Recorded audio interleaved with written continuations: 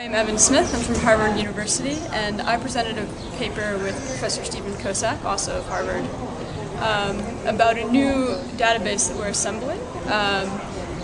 covering mass movements around the world from the past 100 and hopefully 200 years. And the goal of this database is to allow for systematic analysis and comparison of movements across the globe. Today we presented some initial descriptive analysis from our first 10 countries that we've coded, and from this,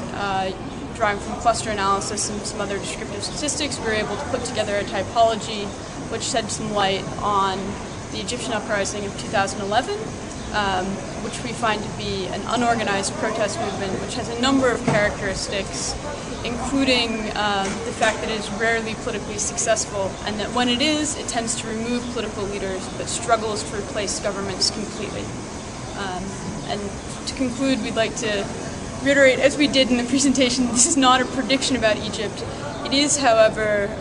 worth noting because it draws from the experiences of movements across the globe that share very similar characteristics. Ultimately, when we complete the project, we intend to make it fully available online, though this is probably at least a good year or so out. Because movements are a contested subject, we aim to make our database fully transparent so that people can view our codings, our full citations, and feel free to both use it and disagree with us and perhaps add to its quality.